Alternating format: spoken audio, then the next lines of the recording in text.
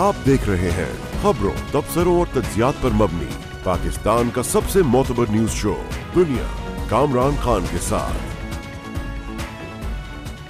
एक तरफ मुल्क में सियासी बहरान हल होता दिखाई नहीं दे रहा तो दूसरी जानिब मुल्क की मईशत ऐसे भंवर में फंसी हुई है जिससे निकलने के लिए सियासी तौर पर गैर मकबूल फैसले दरकार हैं।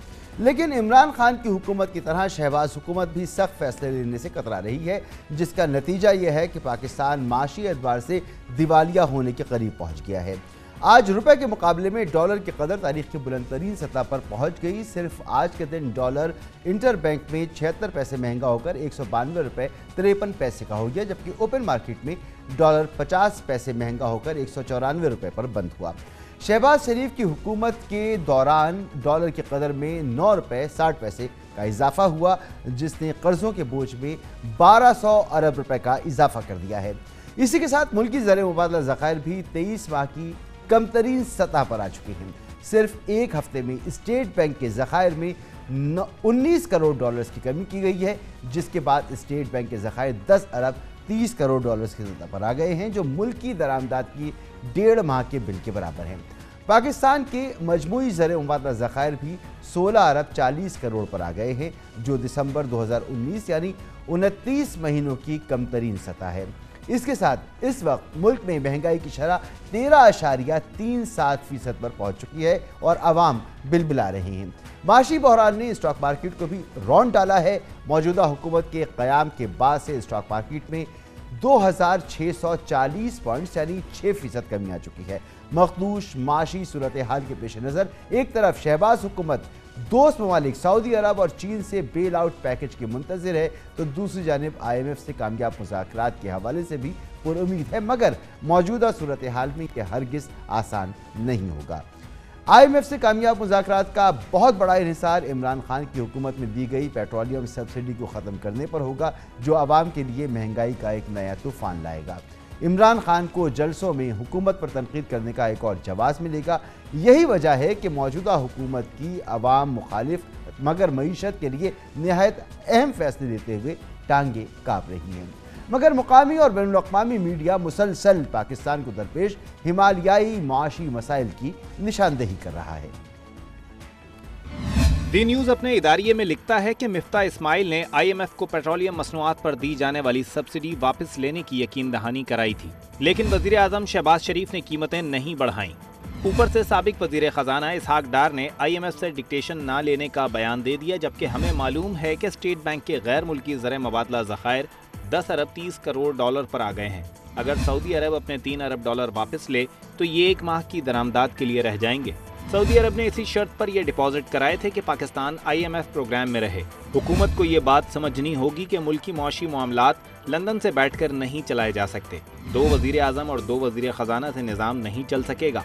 इसी तरह डॉन अखबार अपने इदारिये में लिखता है कि स्टॉक मार्केट की हालिया मंदी सिर्फ इस वजह से नहीं थी कि मुल्क के ज़र मुबादला ज़खायर गिर रहे हैं, जारी खातों का खसारा बढ़ रहा है, सियासी अदम इस्तेहकाम है, बल्कि हुकूमत की जानिब से मुआशी इस्तेहकाम के लिए ठोस इक़दामात का ना लेना और पेट्रोलियम मसनूआत पर सब्सिडी के बारे में फैसला ना करना भी अहम वजह है, जो IMF की पहली शर्त है। मुल्क को बैरूनी अदायगियों में डिफ़ॉल्ट से बचाने के लिए IMF के पास जाना होगा, जिसके लिए मुश्किल फैसले करना होंगे। बिजनेस रिकॉर्डर का इदारिया कहता है कि पाकिस्तानी करेंसी, स्टॉक मार्केट सबको जवाल का सामना है। मायूसी, नाउमीदी और इस्तराब की एक लहर मुल्क में फैली हुई है। ये दुरुस्त है कि मौशी हालात पहले ही अच्छे नहीं थे। ये भी सच है कि आलमी अजनास में महंगाई कमज़ोर मईशतों पर दबाव डाल रही है। श्रीलंका और अर्जेंटाइन पहले ही दिवालिया होने का ऐलान कर चुके हैं, जबकि ट्यूनिस इस रास्ते पर गामजन लगता है। सूरत हाल हुकूमत से मुतालबा करती है कि वो गैर मकबूल फैसले ले, जैसे तवानाई की आलमी कीमतों में इजाफे के असरात को सार्फिन तक पहुँचाना और मालियाती इक़दामात और नॉन टैरिफ रुकावटों के जरिए दरामदाद को कम करना। फाइनेंशियल टाइम्स के मुताबिक पेट्रोलियम मसनूआत को सब्सिडी देने पर एक समाही में तकरीबन 1.1 अरब डॉलर्स लागत आ रही है। ताहम अवामी मालियात की बदहाली की वाहिद वजह ये नहीं है। फेडरल ब्यूरो ऑफ रेवेन्यू के मुताबिक पाकिस्तान बड़े कारोबारों और सनतकारों को टैक्स की मद में भी 1300 अरब रुपए की सब्सिडी फराहम करता है।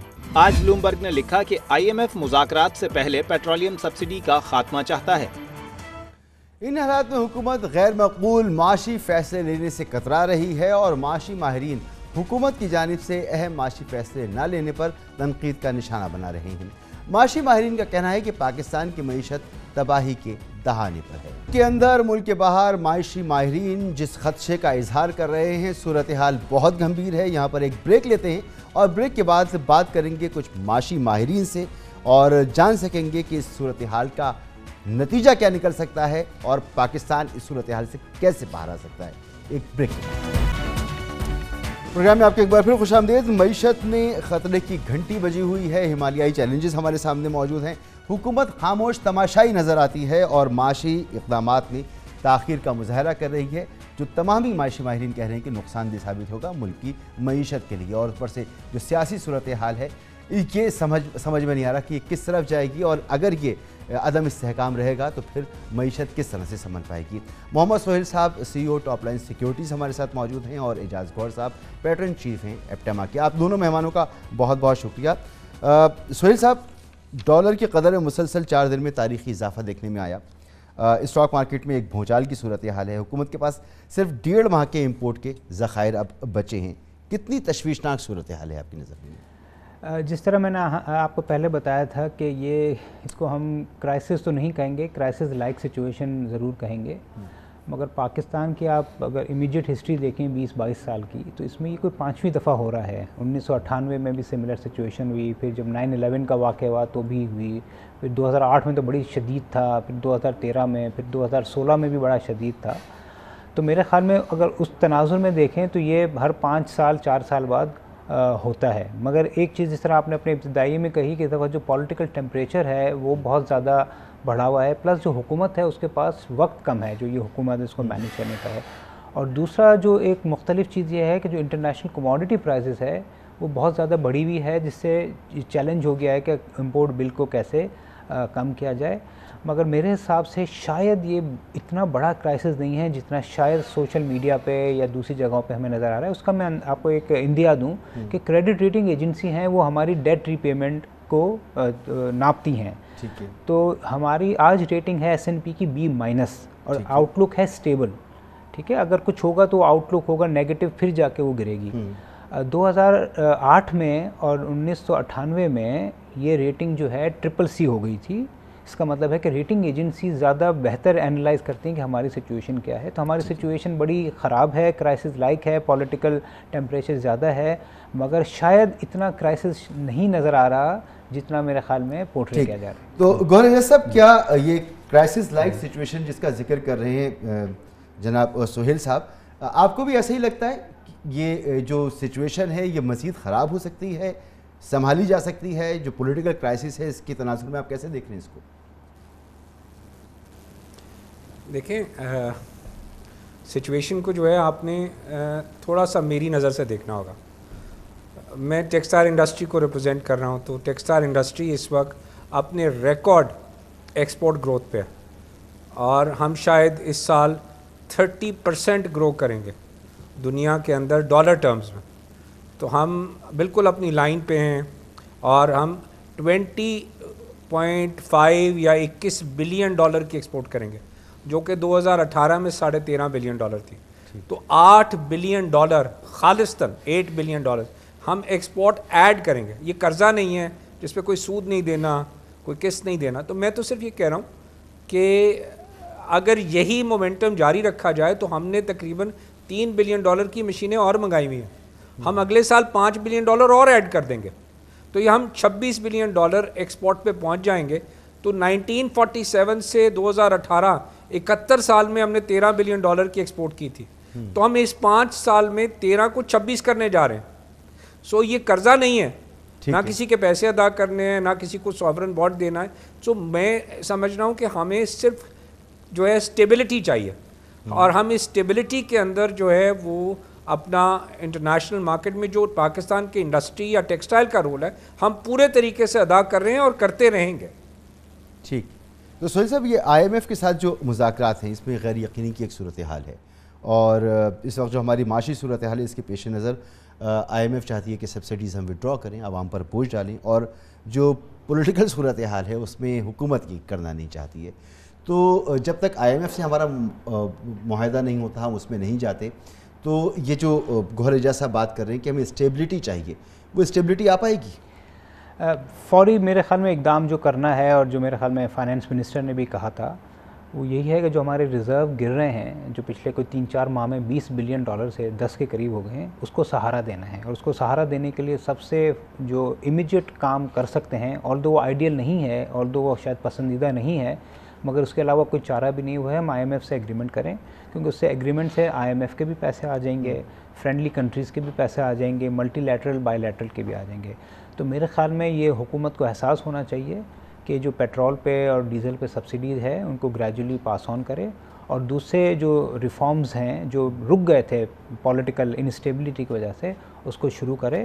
اور میرا خیال ہے کہ اگر یہ شروع ہو گئے تو شاید ہماری جو کرائسس لائک سچویشن ہے وہ کافی حد تک کنٹرول میں آ جائے گی، اور روپے کی قدر ہے یا انٹرسٹ ریٹ ہیں یا بہت ساری چیزیں جو ہے نا، وہ صرف IMF کے آنے سے خود بخود صحیح ہو جائیں گے. ٹھیک ہے، تو گوہر صاحب یہ کیسے ممکن ہوگا کہ ایک طرف مفتاح اسماعیل صاحب کچھ بات کرتے ہیں، اسحاق ڈار صاحب کچھ بات کرتے ہیں، اخبارات کوٹ کر رہے ہیں کہ 2 وزیر اعظم اور 2 وزیر خزانہ ہوں گے، تو پھر معاملہ کیسے آگے بڑھے گا؟ تو یہ پریشانی کی بات ہے. دیکھیں، حکومت ابھی جو ہے میں تبدیل ہوئی ہے. عمران خان صاحب ایک ریفارم ایجنڈے کے تحت آئے تھے، اور اب حکومت جو ہے وہ ان لوگوں کے ہاتھ آئی ہے جو کہ پچھلے 50 سال میں، اب میری بات کو پھر غور کیجیے گا، 50 سال میں انہوں نے 35 سال حکمرانی کیا، اور 17-18 سال جو ہے فوج نے حکمرانی کیا پچھلے 5 سال میں. تو عمران خان صاحب کی حکمرانی کا جو دور تھا وہ 3.5 سال تھا. تو یہ لوگوں کو آپ چاہے 2 وزیر اعظم کہہ لیں، 4 کہہ لیں، they know the country, they know the economic situation. میں آپ جتنا پینک کی سچویشن جو ہم بات کر رہے ہیں، صرف ہمیں اسٹیبلٹی چاہیے ملک میں، اور پولیٹیکل فورسز کو بھی یہ سمجھنا چاہیے کہ ریاست ہے، ملک ہے، آزاد ملک ہمارے پاس ہے، تو ہی یہاں پہ سیاست ہو سکے گی، تو ہی یہاں پہ حکومتیں بن سکیں. سر وہ تو ریاست سب سے امپورٹنٹ جس کا آپ ذکر ہمارے کر رہے ہیں، ملک کی انڈیپینڈنس سب سے امپورٹنٹ ہے. یہ آپ کو نظر آ رہی ہے، یہ جو حالات نظر آ رہے ہیں، کیونکہ فوری فیصلے کرنے کی ضرورت ہے، سخت فیصلے لینے سے حکومت کترا رہی ہے، تو یہ اس کا مارکیٹ پہ اثر جا رہا ہوگا. یہ جس اسٹیبلٹی کی آپ بات کر رہے ہیں وہ کیسے ممکن ہوگی؟ ایسے اسٹیبلٹی کی جو میں نے ورڈ یوز کیا ہے نا، اس میں تمام چیزیں اس ڈیفینیشن میں آپ کو مل جاتی ہیں. اسٹیبلٹی کب آئے گی؟ جب آپ جو ہے ملک کو دیکھیں گے کہ میں نے شارٹ ٹرم میں 3 مہینے کے لیے نہیں چلانا، میں نے کم از کم 12 مہینے یا 14 مہینے کے لیے چلانا ہے. تو یہ فیصلہ حکومت نے کرنا ہے کہ کیا وہ 3 مہینے کے لیے رہنا چاہتے ہیں یا 14 مہینے رہنا چاہتے ہیں، یا وہ اگلا الیکشن کرانا چاہتے ہیں. اس کا فیصلہ ہونے کے بعد میرے ویو میں یہ جو ہے وہ آپ کو باقی ڈیسیجنز ملیں گے. میں جس اسٹیبلٹی کی بات کر رہا ہوں، میں یہی ریکویسٹ کر رہا ہوں کہ ہمارے لیے پاکستان سب سے امپورٹنٹ ہے. جو فیصلہ کرنا ہے ہمیں کر لینا چاہیے، تاکہ ہم ملک کو ایک ڈائریکشن پہ لے جا سکیں. ملک میں کوئی مسئلہ نہیں، نہ ہمارے ملک میں آج کے دن میں آپ کو ایک نمبر دیتا ہوں، حیران ہوں گے، سہیل صاحب سے کنفرم کر لیجئے گا. 9 مہینے کا 1.2 ٹریلین کا آفٹر ٹیکس پروفٹ آیا ہے صرف سٹاک مارکیٹ کی کوٹڈ کمپنیز کا. 1.2 ٹریلین کا مطلب ہے آج کی کرنسی کے اوپر بھی میں لگا لوں تو $6.5 بلین کا. اگر 10 PE لگاؤں تو $65 بلین. اس کے حساب سے میری آج کے دن تو میری سٹاک مارکیٹ میں پیسہ پڑا ہوا ہے $65 بلین. ہم کیا بول رہے ہیں کہ ملک کے اندر پیسہ نہیں ہے یا کرائسس ہے؟ ہمیں صرف اسٹیبلٹی چاہیے، اور ہمیں ایک ایسا ماحول چاہیے جس ماحول کے اندر دنیا کے لوگ بھی انویسٹ کر سکیں، ہمارے لوگ بھی انویسٹ کر سکیں. $65 بلین تو میری سٹاک مارکیٹ میں خالی پڑا ہوا ہے اس سال کے پروفٹ کی بیسس پہ، جو 9 مہینے میں ہو چکا ہوا ہے. ٹھیک. اچھا سہیل صاحب، پھر حکومت تو یہ فیصلہ کر چکی ہے کہ اسے اسمبلی اپنی مدت پوری کریں گے، مطلب 1.5 سال اس نے چلنا ہی چلنا ہے، اور اس کا باقاعدہ اعلان بھی ہونے والا ہی ہے.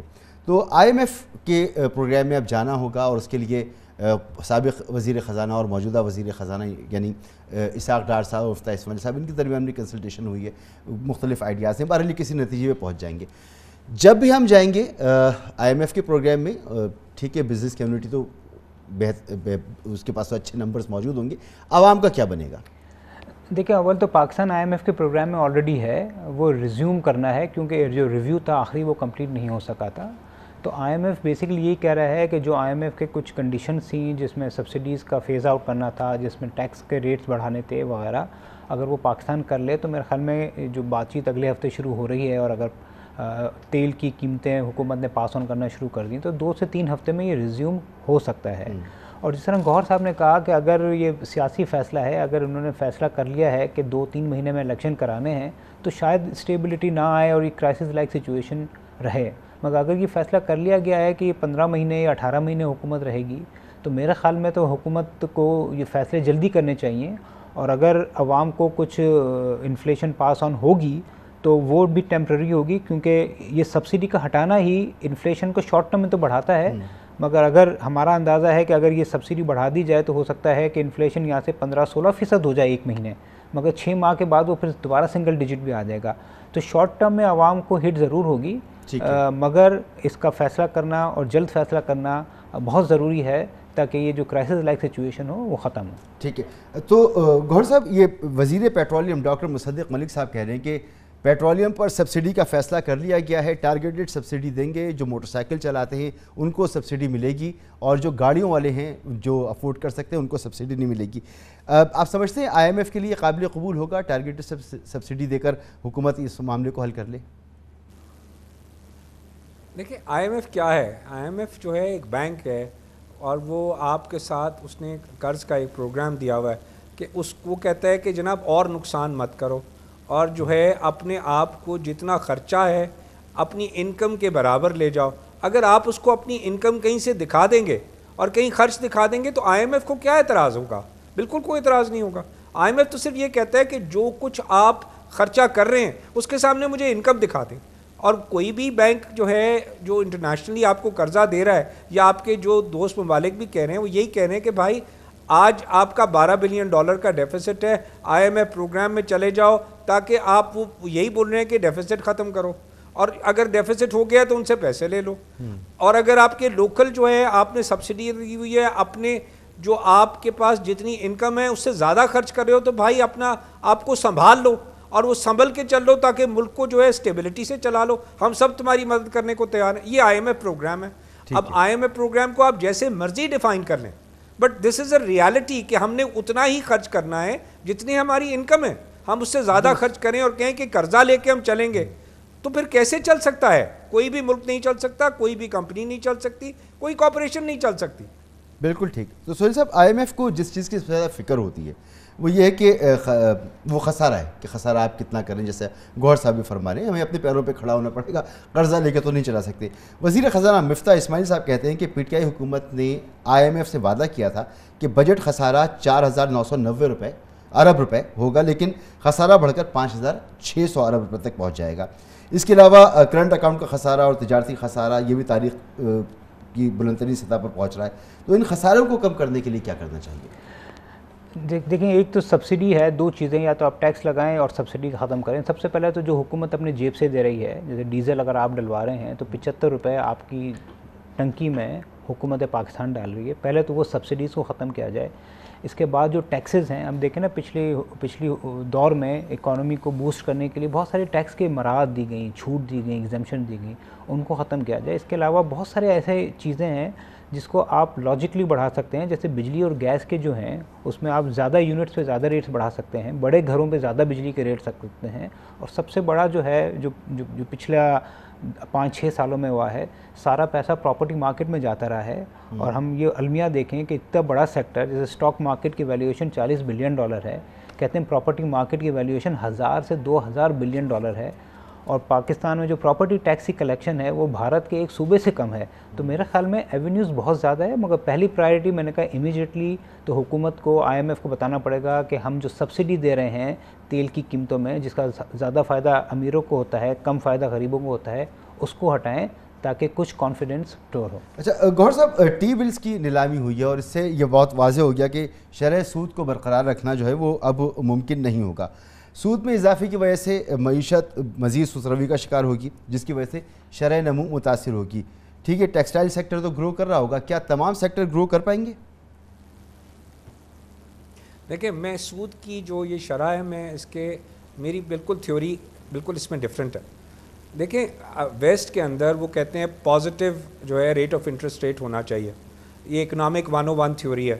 تو انگلینڈ کے اندر ابھی فگرز ریلیز ہوئے کہ 8% انفلیشن ہے، انٹرسٹ ریٹ انہوں نے 1 رکھا ہوا ہے یا 1.5 رکھا ہوا ہے. امریکہ کے اندر فگر ریلیز ہوئے کہ ادھر بھی جو ہے انفلیشن 6 یا 7% ہے، ادھر بھی سود کا ریٹ 1% ہے. اور یہی کموڈیٹیز کی انفلیشن وہاں پہ بھی آ رہی ہے.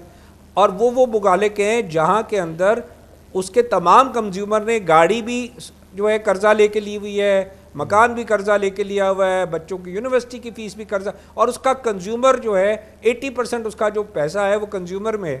تو جب وہ سود کی شرح بڑھاتے ہیں تو ادھر لوگوں کی بائنگ پاور کم ہوتی ہے، بائنگ پاور کم ہوتی ہے تو ادھر انفلیشن کنٹرول ہوتی ہے. ہمارے ملک میں الٹ ہے، 80% پیسہ حکومت پاکستان نے لیا ہوا، 20% پیسہ صنعت کے پاس ہے.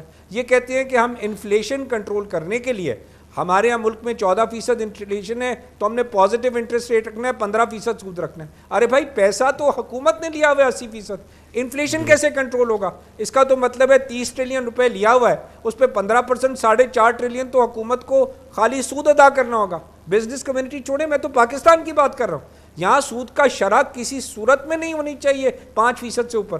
سہیل صاحب کوئک رسپانس پر آپ کیا دیکھیں، میرے خیال میں یہ جو ڈائنامکس چینج ہوئے ہیں کرنسی مارکیٹ کے اور انٹرسٹ ریٹ کے، جو لوگوں کو شاید اتنے علم نہیں ہے، یہ جو کرنسی بہت اوپر ہو رہی ہے جس سے شور مچتا ہے پھر نیچے آ جاتی ہے، وہ 2019 سے ہوا ہے.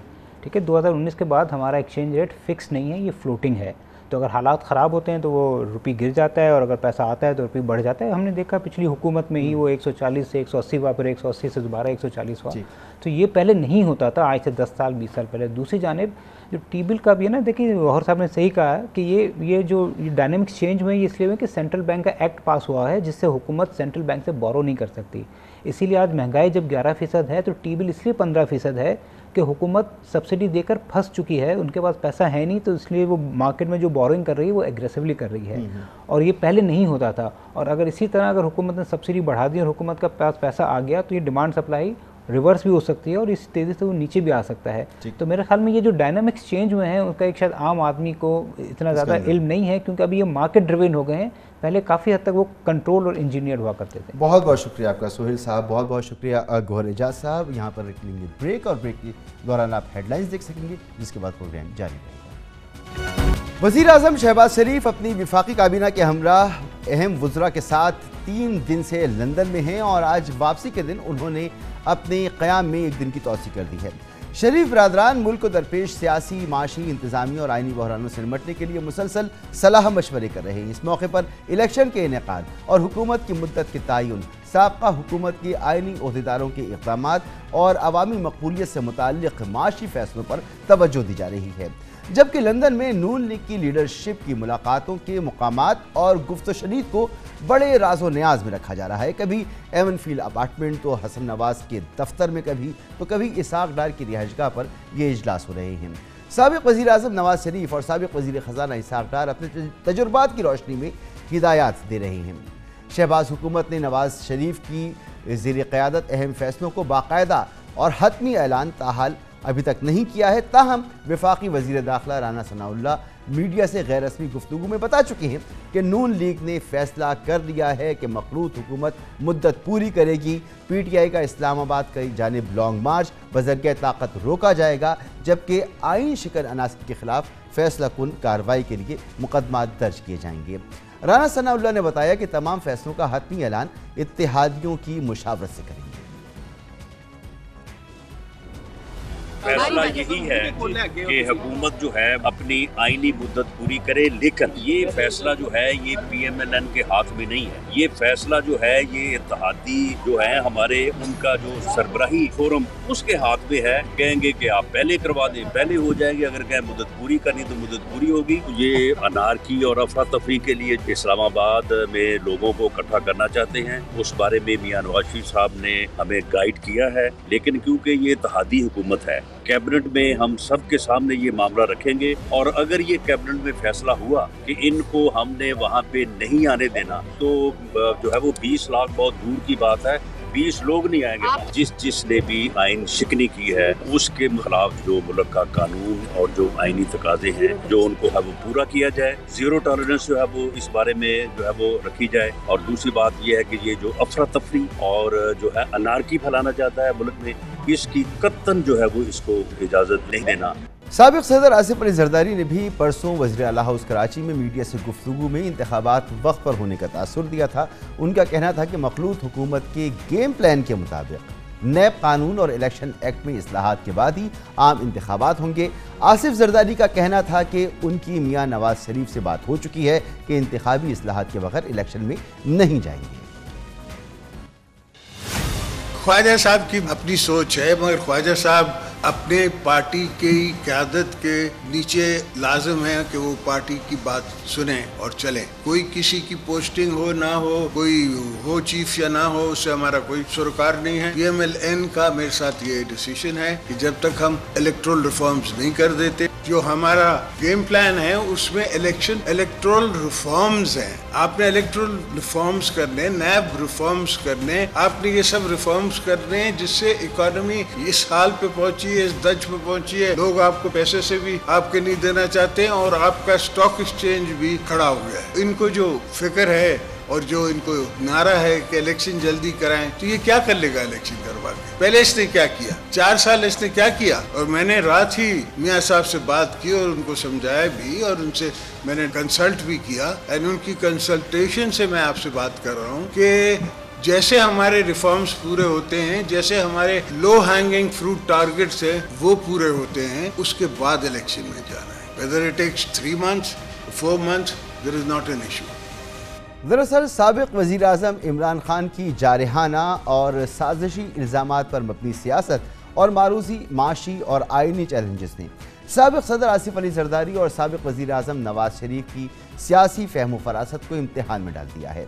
इमरान खान के मज़ाहमती बयानिए ने सबको दिफाई पोजीशन इख्तियार करने पर मजबूर कर दिया है। इस सूरत हाल को भांप कर इमरान खान इस वक्त फौरी इंतखाबात के मुतालबे से 1 इंच पीछे हटने को तैयार नहीं। यही वजह है कि हर इंटरव्यू और हर हवामी जलसे में इमरान खान का सर फहरिस्त मुतालबा जल्द अज जल्द इलेक्शन का इनेकाद है। इमरान खान का कहना है कि इलेक्शन होने तक उनकी एहतजाजी तहरीक जारी रहेगी। आपने सबने मेरे साथ निकलना है। जब मैं आपको कॉल दूंगा, हम कभी इस्लामाबाद में जब तक ये इलेक्शन नहीं अनाउंस करेंगे, ये हमारी तहरीक जारी रहेगी। हमारे पुलिस वाले, हमारे फौजी अपनी फैमिलीज भेजे, क्योंकि ये पाकिस्तान की आजादी की जंग है। मैं जेल जाने के लिए तैयार हूँ, मैं अपनी जान की कुर्बानी देने के लिए तैयार हूँ, लेकिन मैं किसी सूरत ना इन चोरों को मानूंगा, ना अमेरिका के गुलामों को मानूंगा। इस वक्त PTI के रियासती इदारों से ताल्लुकात पहले जैसे नहीं, जबकि मुस्लिम लीग काफ को छोड़कर मुल्क की तकरीबन तमाम सियासी जमातें तहरीक इंसाफ की तर्ज सियासत से नाला हैं। लेकिन इमरान खान और PTI के रहनुमा अपनी मज़ाहमती तहरीक को मिलने वाली अवामी हिमायत से बहुत पुरुमीद हैं। उनको यकीन है कि PTI के वोटर्स और सपोर्टर्स की जो गर्मजोशी है इस वक्त उनके साथ है और इसके ज़रिए वो इलेक्शन में वाहिद अक्सरियती पार्टी बनकर सामने आ सकते हैं। लेकिन इमरान खान के लिए सबसे बड़ा चैलेंज अपने बयानिए को जिंदा रखना है, जबकि लगता है कि मखलूत हुकूमत इलेक्शन में ताख़ीर और वक्त गुजारी से इमरान खान को थकाना चाहती है। इस तमाम सूरत हाल पर बात करेंगे। हमारे साथ मौजूद हैं तहरीक इंसाफ के चोटी के रहनुमा जनाब असद उमर साहब। बहुत बहुत शुक्रिया असद उमर साहब वक्त देने के लिए। असद उमर साहब, आपकी पार्टी का, इमरान खान साहब का, आप सबका अव्वलीन मुतालबा यही है कि फौरी इलेक्शन हो। हर जलसे में, हर इंटरव्यू में आप लोग ये गुफ्तगू करते हैं, लेकिन कल ये वाज़ेह कर दिया नून लीग ने कि अपनी असम्बलियाँ जो हैं वो अपनी आइनी मुद्दत पूरी करेंगी। आसिफ अली जरदारी साहब ने भी ये अंदिया दिया कि असम्बलियाँ अपनी मुद्दत पूरी करेंगी। PTI का जो मुतालबा है कि फौरी इलेक्शंस हो, ये तो पूरा होता नज़र नहीं आता। सियासी पार्टियां जो हैं वो ख्वाहिश उनकी ज़ाहिर होती है, उनकी हुकूमत है, उनकी ख्वाहिश है कि पूरी करें। लेकिन जिस तरीके से हालात चल रहे हैं, मैं बार बार ये बात पहले भी कह चुका हूँ कि बहुत जल्द ये वक्त दूर नहीं है कि मुस्लिम लीग नून खुद कहेगी कि फौरी तौर पर इलेक्शन कराए जाएँ। अभी भी, आज भी एक बहुत बड़ा हिस्सा है मुस्लिम लीग नून के अंदर जो ये कहता है کہ جلد الیکشن ہونے چاہیے. مریم نواز نے اسٹیٹمنٹ دی, اسحاق ڈار نے اسٹیٹمنٹ دی, خواجہ آصف نے اسٹیٹمنٹ دی, بہت سارے لوگ یہ کہہ چکے ہیں. اس کے علاوہ یہ تو وہ ہیں جنہوں نے پبلکلی کہا, لیکن اس کے علاوہ اندرون جو میٹنگز ہو رہی ہیں اس کے اندر ایک بہت بڑی تعداد ہے جو یقین رکھتے ہیں, کیونکہ ان کی ساکھ بہت بری طریقے سے مجروح ہو رہی ہے. زرداری صاحب تو باہر بیٹھے میں, جتنے حالات خراب ہوتے ہیں, مسلم لیگ نون کمزور ہوتی ہے تو پیپلز پارٹی تو اس سے خوش ہوتی ہے, لیکن مسلم لیگ نون کی سیاست کا تو دیوالیہ نکل جا رہا ہے. جس طریقے سے ایک مفلوج حکومت نظر آ رہی ہے, فیصلہ سازی کو کر نہیں سک رہے, دن بدن معیشت کے حالات بد سے بدترین ہوتے جا رہے ہیں, ایک انتہائی خطرناک صورتحال سامنے آنی شروع ہو گئی ہے. اور معیشت کے ایکسپرٹس, سیاستدان نہیں, معیشت کے ایکسپرٹس نے اب یہ کہنا شروع کر دیا ہے کہ پاکستان جو ہے وہ مہینوں نہیں ہفتوں کے اندر شری لنکا جیسی صورتحال سے دوچار ہو سکتا ہے. تو یہ سب سامنے رکھتے ہوئے ایک لحاظ سے اگر میں دیکھوں سیاسی پارٹی اچھا ہے, میری جس کے ساتھ میرا مقابلہ ہے اس کا سیاسی نقصان ہو رہا ہے, لیکن ملک کا نقصان ہو رہا ہے. اس لیے بہترین حل اس وقت یہی ہے کہ آپ ایک نئے مینڈیٹ کی طرف جائیں, ایک فریش الیکشن کی طرف جائیں, اور ایک حکومت آئے ایک فریش مینڈیٹ لے کے, جو بھی جس بھی سیاسی پارٹی کی حکومت آئے وہ ایک نئے مینڈیٹ کے ساتھ آئے گی, اس کے پاس فیصلہ سازی کا اختیار ہوگا اور اخلاقی جواز بھی ہوگا, تو شاید بہتری کی طرف ملک جا سکے. اس کے علاوہ D G I S P R نے واضح موقف اختیار کیا تھا کہ فوج الیکشن میں کردار ادا نہیں کرے گی اور یہ معاملہ سیاسی قیادت کو خود حل کرنا ہوگا, وہ خود ہی حل کریں گی. جی بالکل, یہ فوج کا کام ہی نہیں ہے, یہ کام ہی سیاستدانوں کا ہے, اور یہ کام سیاستدانوں کو ہی فیصلے کرنے ہیں. جو کوئی اس کے اندر فیسیلیٹیشن اور گارنٹور یا اس قسم کی کوئی کام کی اگر ضرورت پڑے تو اس کے اندر میرے خیال میں فوج کردار ادا کر سکتی ہے, لیکن بنیادی طور پہ ذمہ داری تو جو ہے وہ براہ راست اس وقت سیاسی حکومت ہے, اس حکومت کے اوپر آتی ہے, اور انہوں نے فیصلے جیسے آپ نے ذکر کیا کہ ادارے جو ہیں وہ فیسیلیٹیٹ کر سکتے ہیں, گارنٹرز بن سکتے ہیں, لیکن D G I S P R کا موقف میں نے آپ کے سامنے رکھا, وہ کہتے ہیں کہ ہم تو اے پولیٹیکل ہیں, ہمیں ان معاملات میں نہ آپ گفتگو میں لے کر آئیں نہ کسی اور معاملے میں لے کر آئیں, ہم بالکل الگ کھڑے میں. تو یہ مسئلہ حل کیسے ہوگا؟ تب جیسے میں نے کہا کہ یہ بنیادی طور پہ تو سیاستدانوں کے حل کرنے کا مسئلہ ہے, لیکن چلے میں اس کے اوپر زیادہ نہیں بات کرتا, لیکن سارے پاکستان کو پتہ ہے کہ مکمل طور پہ اے پولیٹیکل جو ہے وہ پاکستان کی فوج نہ رہ سکتی, نہ رہی ہے, اور نہ جیسے صورتحال اس وقت ہے کہ اس کے اندر رہ سکتی ہے. لیکن اس کا بوجھ جو ہے وہ ان کے اوپر نہیں ڈالنا چاہیے, بوجھ جو ہے بنیادی طور پہ ذمہ داری جو ہے وہ سیاستدانوں کے سر پہ ہونی چاہیے. میں تو یہ کہہ رہا ہوں کہ اس کے اندر کیونکہ اتنا زیادہ ایک شک و شبے کا ماحول ہے, جس کے اندر ایک ٹرسٹ ڈیفیسٹ جو ہے وہ انتہا درجے کا ہے, اس کے اندر ایک فیسیلیٹیشن والا کا رول ہو سکتا ہے, لیکن بنیادی ذمہ داری جو ہے وہ تو بالکل اس وقت وزیر اعظم کی کرسی پہ شہباز شریف بیٹھے ہوئے, جیسے کیسے بھی وہاں پہنچ گئے, جس کسی نے بھی وہاں پہ بٹھا دیا جا کے, جس وجہ سے بھی بٹھا دیا, بیٹھے تو وہاں پہ. چلیے اگر یہ مان بھی لیا جائے کہ حکومت تیار ہو جاتی ہے قبل اس وقت انتخابات کے لیے اور وہ اعلان کرتی ہے, تو بھی الیکشن کمیشن کا مسئلہ ہے. الیکشن کمیشن نے واضح کر دیا ہے کہ اکتوبر سے پہلے تو وہ الیکشن کرا ہی نہیں سکتے. سر دیکھیں, الیکشن کمیشن کی جو بات ہے اس کے اوپر میں آپ کو بتا دوں کہ ہمارا اس وقت موقف جو ہے وہ قانونی موقف کورٹ کے اندر موجود ہے. پچھلا الیکشن جو ہے وہ 2018 میں جب ہوا تھا, آئین یہ کہتا ہے کہ جو آخری مردم شماری جو جس کا حتمی فیصلہ ہوا ہے, جس کی منظوری ہوئی ہے, اس کی بنیاد کے اوپر آپ نے حلقہ بندی کرنی ہے اور اس کے اوپر آپ نے الیکشن کرانا ہے. 2018 کے الیکشن کے بعد صورتحال یہ آئی کہ عبوری جو ہے مردم شماری کے نتائج آ چکے تھے, لیکن حتمی نتیجہ اس وقت تک نہیں آیا تھا. تو فیصلہ یہ کیا گیا کہ ایک دفعہ کی بنیاد پہ, اسی عبوری مردم شماری کی بنیاد پہ 2018 کا الیکشن کر دیا جائے. 2018 کا الیکشن اس عبوری مردم شماری پہ ہو گیا. اس کے 2 سال کے بعد جب وہ حتمی مردم شماری کی اپروول آئی تو کوما اور فل سٹاپ چینج کیے بغیر ہم نے اس کی منظوری دے دی. تو 2018 کا الیکشن جس پہ ہوا ہے وہ تو حلقہ بندی فائنل ہے, اس پہ تو کچھ کرنے کی ضرورت ہی نہیں. صرف فاٹا کی سیٹیں 12 سے 6 ہونی ہیں, وہاں پہ صرف حلقہ بندی کرنے کی ضرورت ہے, اور باقی ملک کے اندر تو صرف ری نمبرنگ ہونی ہے, وہاں دوبارہ حلقہ بندی کرنے کی ضرورت نہیں ہے. اور اس کام کے لیے کوئی 4 مہینے کی ضرورت نہیں ہے. لیکن حکومت ایک دفعہ اعلان کرے کہ وہ تاریخ دے الیکشن کی, اور کہ الیکشن کرانا چاہتے ہیں, پھر ہم بھی بیٹھ جائیں گے, الیکشن کمیشن کے ساتھ حکومت بھی بیٹھ جائے اور اس کے اندر فیصلہ کر لیں گے کہ اس کام کے لیے جو فاٹا کی حلقہ بندی ہے اس کو کرنے کے لیے 2 ہفتے کی ضرورت ہے یا 4 ہفتے کی ضرورت ہے, وہ دیکھا جا سکتا ہے اس کو. آپ نے جیسے ذکر کیا کہ معاشی صورتحال بہت دگرگوں ہے اور جو حالات ہیں ان کو جلدی الیکشن کرانے پڑیں گے، لیکن وہ نہیں مانتے۔ آپ بحیثیت سابق وزیر خزانہ جو حالات اس وقت دیکھ رہے ہیں، صورتحال دیکھ رہے ہیں، آپ نہیں سمجھتے کہ اگر آپ کے فریق نہیں مانتے تو آپ کچھ لچک کا مظاہرہ کریں اور تھوڑا صبر کا مظاہرہ کریں، کیا یہ ملک کے لیے بہتر نہیں ہوگا؟ سر ہم تو بالکل صبر کا مظاہرہ کر رہے ہیں۔ جو جس طریقے سے حکومت بدلی گئی، جیسے حرام کا پیسہ چلا، جس طریقے سے ضمیروں کی بولیاں لگیں، جس طریقے سے بیرونی مداخلت ہوئی، اس کے باوجود ہم تو آئین قانون کے دائرے کے اندر آپریٹ کر رہے ہیں نا۔ ہم نے تو کورٹ آف لا کو اپروچ کیا، ہم نے عوام کی عدالت کو اپروچ کیا، ہم نے تو کوئی غیر قانونی کام نہیں کیا۔ تو صبر کا مظاہرہ کیا تو یہ سب کر رہے ہیں نا۔ لیکن اگر آپ یہ چاہتے ہیں یا کوئی بھی یہ چاہتا ہے کہ یہ پاکستان کی عوام کو جو غصہ ہے، جو غم ہے ان کو، وہ گھر جا کے بیٹھ جائیں اور وہ کچھ بھی نہ بولیں، یہ بھول جائیں، یہ نہیں ہونے والا۔ یہ عمران خان کال بھی دے دینا تو پھر بھی نہیں ہونے والا۔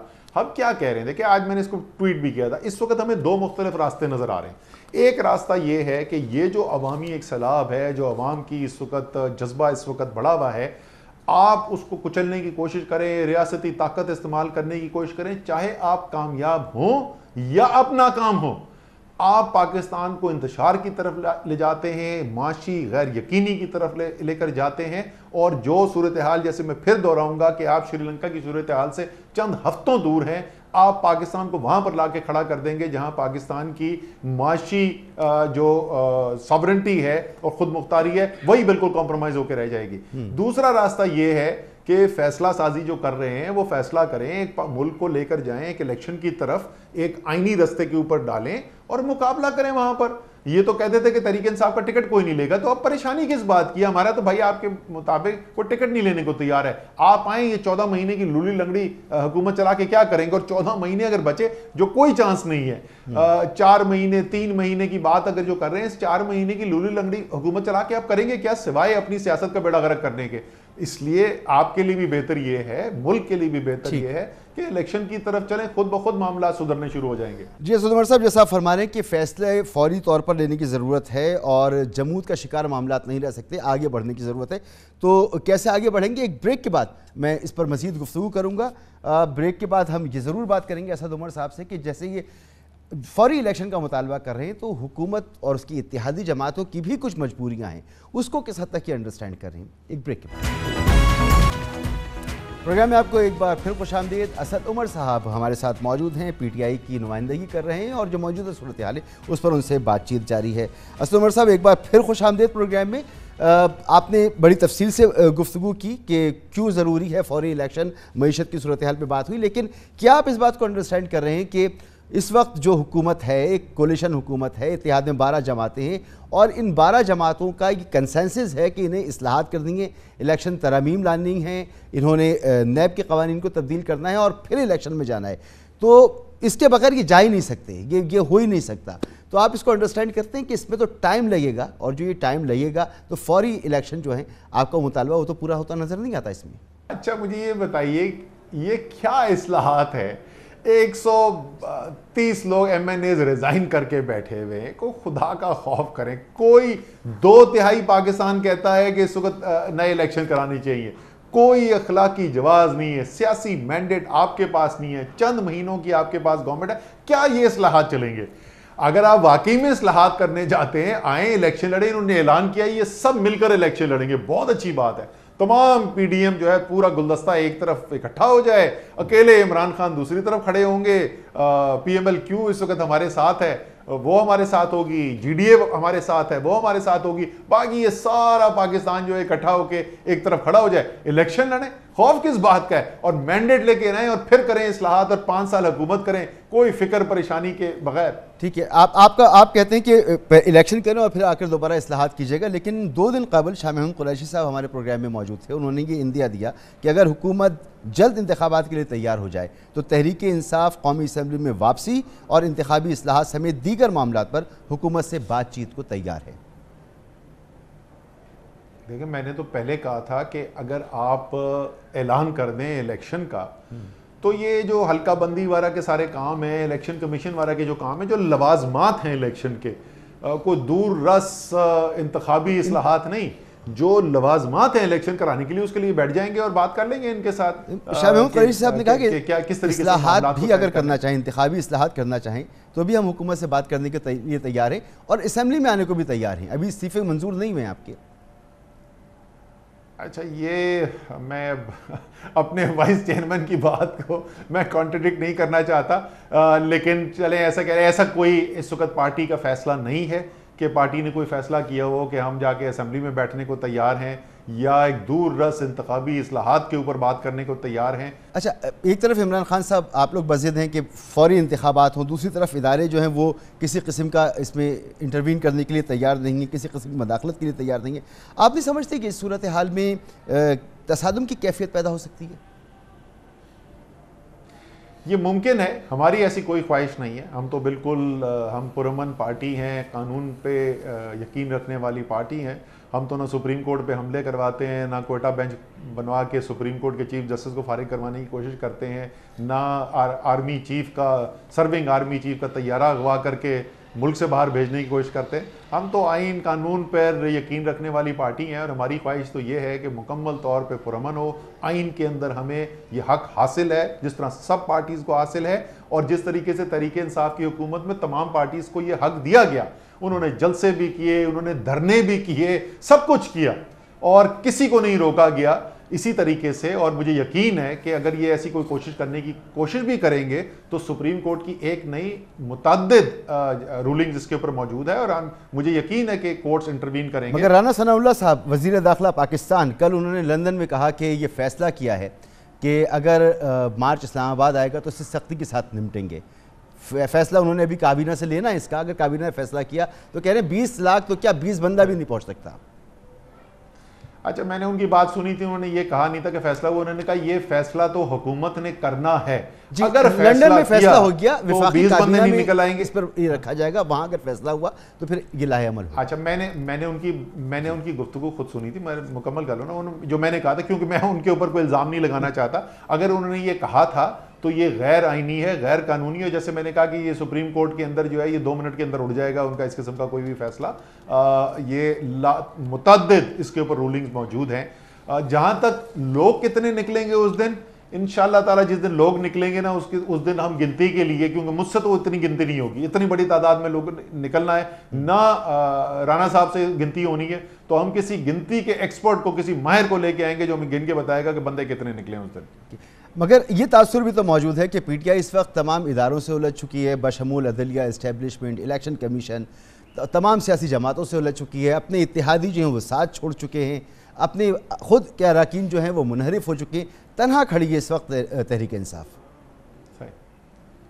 تو پھر خوف کس بات کا ہے؟ اگر تحریک انصاف تنہا کھڑی ہوئی ہے، سارے ادارے ہمارے خلاف ہیں بقول اس بیانیے کے، تو خوف کس بات کا ہے بھائی؟ آؤ الیکشن کراؤ. یہ چند مہینے ہو سکتا ہے اس کے بعد ہم مقبول ہو جائیں. آپ کے مطابق، یعنی آپ سے مطلب کہ جن کا یہ بیانیہ ہے ان کے مطابق اگر ہم بالکل تنہا ہو گئے تو یہی تو ٹائم ہے، الیکشن کرو، 5 سال حکومت کرو. ہو سکتا ہے ہمارے 3-4 مہینے کے اندر، 6 مہینے کے اندر تعلقات بھی بہتر ہو جائیں، ہم تنہا بھی نہ رہیں. ہمیں یہ کیوں موقع دینا چاہتے؟ آئیں اپنی زور آزمائی کریں. آپ کے خیال میں اگر ہمیں تنہا ہے، آ جائیں الیکشن کے اندر، لگ پتہ جائے گا کہ کون اکیلا ہے، تنہا ہے اور کون نہیں ہے. اصل یہ سوال میں نے اس لیے کیا کہ 2018 سے پہلے مسلم لیگ نون کی حکومت ختم ہوئی تھی اور اس نون لیگ کے ساتھ ایک تنہائی کا تاثر تھا، ویسے ہی تاثر جو آپ کے ساتھ اس وقت موجود ہے. اور نون لیگ جب انتخابات میں گئی تو پھر اسے شکست کا سامنا کرنا پڑا تھا. آپ کو لگتا ہے کہ تاریخ ایک مرتبہ پھر اپنے آپ کو دہرا رہی ہے؟ سر، فرق بڑا سادہ سا ہے. مسعود بھائی ایک کام کیجئے، نواز شریف کی حکومت بھی ختم ہوئی تھی اور مجھے کیوں نکالا کی کیمپین چلی تھی اس کے بعد، اور عمران خان کی حکومت بھی ختم ہوئی اور اس کے بعد ایبسولوٹلی ناٹ اور غلامی نامنظور کی کیمپین بھی چلی. ذرا ساتھ تصویریں رکھ کے جلسوں کا موازنہ کر لیں، آپ کو فرق پتہ چل جائے گا کہ دو صورتحال کے اندر فرق کیا ہے. سر، وہاں پہ اس لیے نہیں مسلم لیگ نون الیکشن ہاری تھی کیونکہ ادارے ان کے خلاف ہو گئے تھے. مسلم لیگ نون اس لیے الیکشن ہاری تھی کہ عوام ان کے ساتھ نہیں. آخر میں مجھے یہ بتائیے گا کہ عمران خان صاحب نے ڈپٹی اسپیکر کی رولنگ کے حوالے سے سپریم کورٹ میں ان کے فیصلے کے خلاف ایک اپیل دائر کر دی ہے. تحریک انصاف اس سے حاصل کیا کرنا چاہتی ہے؟ دیکھیں، جو رولنگ دی گئی اس میں جو میرٹس تھے کیس کے، یعنی رولنگ کی میرٹس نہیں ڈسکس کی گئی. वहाँ पर फैसला प्रोसीजरल बुनियाद पे दिया गया और जो रूलिंग वहाँ पर दी गई थी डिप्टी स्पीकर की, उसके मेरिट्स जो हैं यानी मंदरजात जो थे वो उसके ऊपर बहस हुई नहीं। तो हमारे ख्याल में वो बहस होना मुल्क की तारीख के लिए बहुत ज़रूरी है और आगे पाकिस्तान को किस तरीके से लेके जाना है, तो ये बुनियादी वजह बनी। दूसरी, हमारे पास कानून के अंदर ये इख्तियार हासिल है। जैसे मैंने कहा, हम कानूनी लोग हैं, हमने कानूनी रास्ता इस्तेमाल किया है। हम अदालत का भी दरवाज़ा खटखटा रहे हैं और हम अवाम की अदालत का दरवाज़ा भी खटखटा रहे हैं। हम दोनों आईनी रास्ते जो हमारे पास मौजूद हैं उन दोनों को इस्तेमाल कर रहे हैं। अच्छा असद भाई, ये बताइए कि शहबाज शरीफ साहब जब अपोजिशन में थे तो उन्होंने बारहा चार्टर ऑफ इकोनॉमी की बात की थी और इस वक्त मुल्क की मईशत वेंटिलेटर पे पड़ी हुई है, तो कैसे ये सूरत निकल सकती है? और क्या ये आपके यहाँ ख्वाहिश मौजूद है कि तमाम जमातें, क्योंकि इमरान खान साहब तो अपोजिशन के साथ हाथ मिलाना भी पसंद नहीं करते, बैठना पसंद नहीं करते, क्या वक्त की ज़रूरत है कि तमाम जमातें मिलकर बैठें यकनुकाती एजेंडे पर और बात करें? और ये कैसे मुमकिन है? अभी जो वो गुलदस्ता जो इस वक्त हुकूमत में है वो तो आपस में बैठ के फैसला कर ले यार। मुझे ये बताएं कि ये बड़े बड़े फैसले करने के लिए लंदन पहुंचे हुए थे, वहाँ पे साथ आपको कहीं पीपल्स पार्टी, JUI, MQM और बाकी जितनी जमातें हैं, BAP, वो कोई नज़र आ रहा था आपको वहाँ पे? अपने साथ जो इत्तेहादी हैं उनको तो साथ लेके चल लें, बाकी तहरीक इंसाफ की तो बाद में बारी आएगी, आप फैसले तो करें। वहाँ तो फैसला ही कोई नहीं हो रहा। हम फैसले तो करते थे, आपको इतराज़ ये था कि हम आपसे क्यों नहीं पूछ के फैसला करते? फैसला तो करते थे ना, आप खुदा का वास्ता फैसले तो करें। बहुत बहुत शुक्रिया आपका जनाब असद उमर साहब, इमरान खान साहब के देरीना साथी और तहरीक इंसाफ के अहम रहनुमा। गुफ्तगू आपने सुनी। यहाँ पर लेंगे एक ब्रेक और ब्रेक के बाद बात करेंगे शहबाज और हमजा शहबाज के खिलाफ मनी लॉन्ड्रिंग केस। FIA कभी दस्तबरदार कभी केस चलाने का तासुर, ये क्या मामला है? बात करेंगे एक ब्रेक के बाद। विफाकी तहकीकाती इदारा FIA वज़ीर आज़म शहबाज शरीफ और उनके साहबजादे वज़ीर आला पंजाब हमजा शहबाज के खिलाफ 16 अरब रुपए की मनी लॉन्ड्रिंग के केस में कभी दस्तबरदारी तो कभी केस चलाने का तासुर दे रहा है। FIA की जानिब से कल शहबाज शरीफ फैमिली को क्लीन चिट देने की खबरें सामने आई और फिर ऐसा लगा कि अचानक FIA डगमगा गया और कार्रवाई जारी रखने का अंदिया दिया। वज़ीर आज़म शहबाज शरीफ और वज़ीर आला हमजा शहबाज के खिलाफ मनी लॉन्ड्रिंग केस दाखिले दफ्तर करने का तैयारियों का इंकशाफ कल लाहौर की खुसूसी अदालत के एक तहरीरी हुक्मनामे के बाद सामने आया, जिसमें FIA के साबिक प्रोसिक्यूटर सिकंदर जुल्करनैन ने DG FIA के हवाले से वज़ीर आज़म शहबाज शरीफ और वज़ीर आला पंजाब हमजा शहबाज के खिलाफ केस के ट्रायल में अदम दिलचस्पी का इजहार किया। कल जब ये इत्तलात जंगल की आग की तरह फैली तो FIA ने एलामिया जारी किया कि सियासी क़यादत के खिलाफ करप्शन केसेस से दस्तबरदारी की खबर झूठी है। FIA का कहना था कि साबिक प्रोसिक्यूटर ने तहरीरी दरख्वास्त उस वक्त जमा कराई थी जब FIA के सरबराह राय ताहिर के बजाय सनाउल्लाह अब्बासी थे।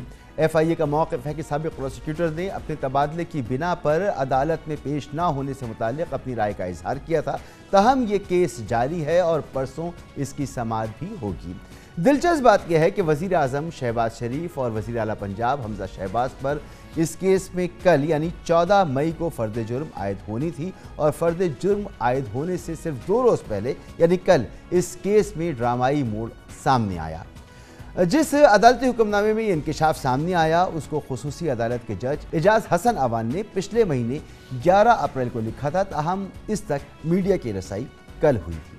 FIA की जानिब से वज़ीर आज़म शहबाज शरीफ और वज़ीर आला पंजाब हमजा शहबाज के खिलाफ मनी लॉन्ड्रिंग केस की पैरवी न करने का फैसला जिस अदालती हुक्मनामे में सामने आया है उसमें खुसूसी अदालत के जज एजाज हसन अवान ने लिखा कि 11 अप्रैल को फ़र्द जुर्म आयद होनी थी, लेकिन शरीफ फैमिली के वकील अमजद परवेज़ ने बताया कि वज़ीर आज़म शहबाज शरीफ काबीना कमेटी के इजलास की सदारत कर रहे हैं, इसलिए ज़ाती हैसियत में पेश नहीं हो सकते। फैसले में मजीद लिखा गया है कि अदालत ने हाज़री माफ़ी की दरख्वास्त कबूल कर ली, ताहम मुल्ज़मान को हिदायत की गई कि वो 14 मई को अगली समाअत पर हाज़री यकीनी बनाए, क्योंकि समाअत मजीद मुलतवी नहीं की जाएगी और मुल्ज़मान पर उसी रोज़ फ़र्द जुर्म आयद की जाएगी। ताहम स्पेशल कोर्ट ने अपने हुक्म में ये भी लिखा कि समाअत ख़त्म होने के थोड़ी देर बाद प्रोसिक्यूशन की जानिब से एक दरख्वास्त दायर की गई जिसमें कहा गया कि FIA इस केस की मजीद पैरवी नहीं करना चाहती। हाथ से लिखी हुई इस दरख्वास्त को अदालत ने अपने 11 अप्रैल के हुक्मनामे का हिस्सा बनाया है, जिसमें लिखा है कि डायरेक्टर जनरल FIA ने तफ्तीशी अफसर के तवस्सुत से स्पेशल प्रोसिक्यूटर सिकंदर जुल्करनैन से कहा कि वो अदालत में पेश ना हों। तहरीरी दरख्वास्त में प्रोसिक्यूटर को आगाह किया है कि अदालत को बताया जाए कि FIA इस केस में दोनों मुल्ज़मान के खिलाफ मुकदमा चलाने और मजीद कार्रवाई में दिलचस्पी नहीं रखती। वज़ीर आज़म शहबाज शरीफ और वज़ीर आला पंजाब हमजा शहबाज और केस में मफरूर मुलजिम सलमान शहबाज के खिलाफ FIA ने नवंबर 2020 में Pakistan penal code, anti corruption act और इंसदाद मनी लॉन्ड्रिंग एक्ट की दफ़ात के तहत मुकदमा दर्ज किया था। साबिक़ वज़ीर आज़म इमरान खान के मुशीर एहतसाब बैरिस्टर शहजाद अकबर ने इन मुकदमात के इंदराज का ऐलान किया था। वज़ीर आज़म शहबाज शरीफ पर इल्ज़ाम था कि उन्होंने अपने बेटों हमजा शहबाज और सुलेमान शहबाज को शुगर मिल्स के कारोबार के ज़रिए उनकी आमदन से में नामालूम ज़राए से 16 अरब रुपए जमा कराने में मदद दी और इस रकम से मनी लॉन्ड्रिंग भी हुई है। FIA ने 13 दिसंबर 2021 को शहबाज शरीफ, हमजा शहबाज और दीगर मुल्ज़िमान के खिलाफ 16 अरब रुपए की मनी लॉन्ड्रिंग का चालान अदालत में जमा कराया था और दोनों को केस में मरकज़ी मुल्ज़िम नामज़द कर दिया था। FIA की जानिब से जमा कराए गए 7 वॉल्यूम का चालान 4370 सफ़हात पर मुश्तमिल है, जिसमें 100 गवाहों की फहरिस्त भी जमा कराई गई थी। चालान में बताया गया था कि तफ्तीशी टीम ने 28 बेनामी बैंक अकाउंट्स का भी सुराग लगाया है, जो 2008 से 2018 तक शहबाज शरीफ फैमिली के चपड़ासियों और क्लर्कों के नाम पर लाहौर और चिन्योट के मुख्तलिफ बैंकों में खोले गए। FIA के इल्ज़ामात के मुताबिक इन 28 बेनामी अकाउंट्स में 16 अरब रुपए से ज़्यादा रकम खुफिया रखी गई, जिनकी ट्रांजैक्शंस और मनी ट्रेल के जायज़े से पता चला कि ये रकम अकाउंट होल्डर्स ने ज़ाती हैसियत में शहबाज शरीफ को नजराना की। चालान में कहा गया कि FIA शहबाज शरीफ, हमजा शहबाज और सुलेमान शहबाज को मरकज़ी मुल्ज़िम करार देती है, जबकि 14 बेनामी अकाउंट होल्डर्स और 6 सहूलतकारों को मुआवनत जुर्म की बुनियाद पर शरीक मुल्ज़िम ठहराती है। FIA का चालान जमा होने के 1.5 माह बाद इस साल 27 जनवरी को खुसूसी अदालत ने इस केस में शहबाज शरीफ और हमजा शहबाज की ज़मानत कबल गिरफ्तारी मंजूर की, जबकि 10 फरवरी को FIA ने खुसूसी अदालत से ज़मानत खारिज करने की दरख्वास्त करते हुए ठोस शवाहिद पर इजाफी दलाइल देने की दरख्वास्त की थी। ताहम खुसूसी अदालत के हुक्मनामे में ये इंकशाफ सामने आया कि FIA इस केस को मज़ीद चलाने में दिलचस्पी नहीं रखती। FIA के डायरेक्टर लाहौर मरहूम डॉक्टर रिजवान ने वज़ीर आज़म शहबाज शरीफ और उनके साहबजादों के खिलाफ मनी लॉन्ड्रिंग केस की तफ्तीश की थी। 1 माह कबल मौजूदा हुकूमत के आते ही डॉक्टर रिजवान को ओहदे से हटाकर रुखसत पर भेज दिया गया था। 3 रोज़ कबल हार्ट अटैक की वजह से डॉक्टर रिजवान का इंतकाल हो गया था। इस केस में FIA की तफ्तीश और शवाहिद के हवाले से डॉक्टर रिजवान बहुत पुरुमीद थे।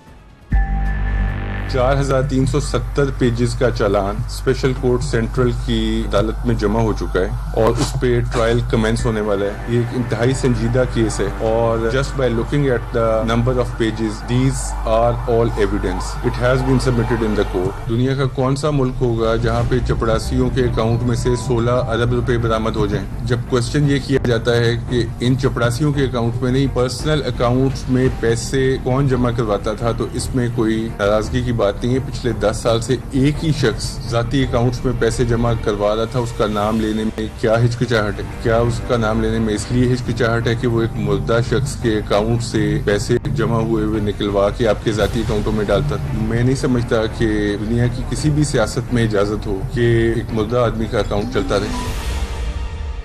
कल अटक में जलसाए आम से खिताब में साबिक़ वज़ीर आज़म इमरान खान का कहना था कि शहबाज शरीफ ने अपने आप को NRO दिया है।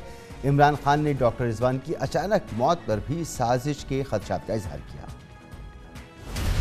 शहबाज शरीफ 24 अरब रुपए के केसेस इसके ऊपर इसको NRO मिल रहा है। FIA जो इसके ऊपर जिसने उसके ऊपर केस बनाए थे, अब FIA सारे केस खत्म कर रही है। वो लोग जिन्होंने मुल्क को लूटा था, आज वो ऊपर बैठ के सबसे पहली चीज कर रहे हैं, अपने केस खत्म कर रहे हैं। वो ऑफिसर FIA का डॉक्टर रिजवान, मैं आज उसको सलाम पेश करता हूँ कि उसने जो केस शहबाज शरीफ के ऊपर बनाए, डॉक्टर रिजवान जब उसने हमजा शरीफ को बुलाया और उससे जब सवालात पूछे कि किधर से ये मकसूद चपड़ासी के पास 4.25 अरब रुपए आ गया, नौकरों के पास 16 अरब रुपए किधर से आए, तो हमजा शरीफ बजाय उसके जवाब देता, उसको उसने धमकी दी।